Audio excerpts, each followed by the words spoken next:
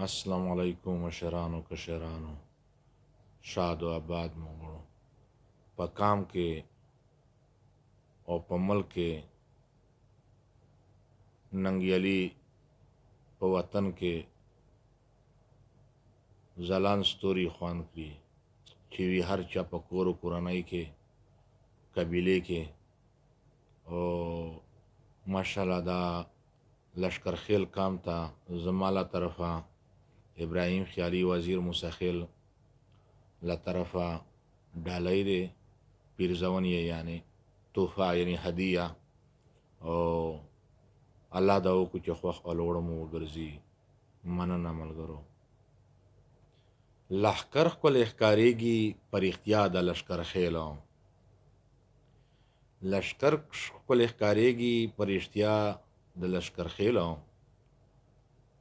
خدای د سیمه تل لري بس یا د لښکر خیلو، خدای د سیمه تل لري بس یا د لښکر خیلو.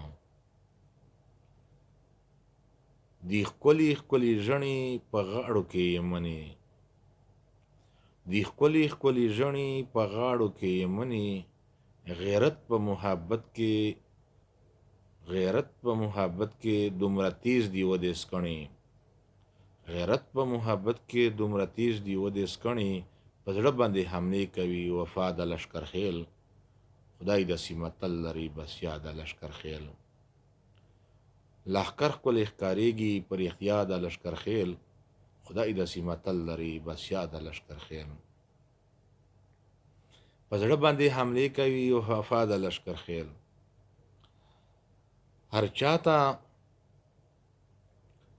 چاته ښکلی ښکاري یې شملې دي دراولې، هر چاته ښکلی ښکاري یې شملې یې مزیدارې، هر چاته ښکلی ښکاري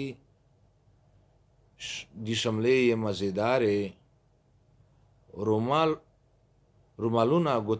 رومال ګوتې په لاس وي سپلۍ یې تیلېدارې، هر چاته ښکلی ښکاري وي شملې یې مزیدارې، رومال ګوتې په لاس وي سپلۍ یې تیلېدارې، وژني دې په مینه بېشبها دی لښکر خیل، وژني دې په مینه بېشبها د لښکر خیل، خدای د سیمه تل لري بس یا د لښکر خیل.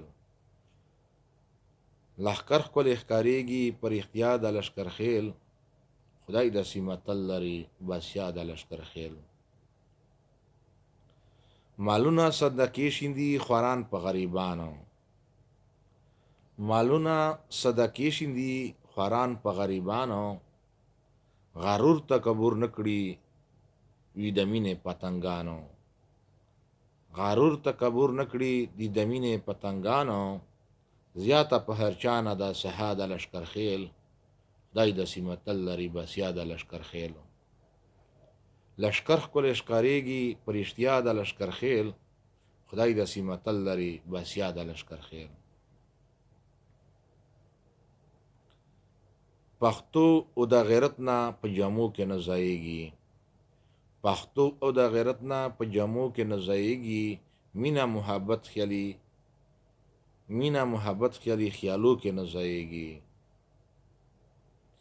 پښتو او د غیرت نه په جامو کې نه ځایږي، مینه محبت خیالي خیالو کې نه ځایږي، زکاش چې په نسب کې وای پیدا د لښکر خیل، زکاش چې په نسب کې وای پیدا د لښکر خیل، خدای د سیمه تل لري بس یا د لښکر خیل.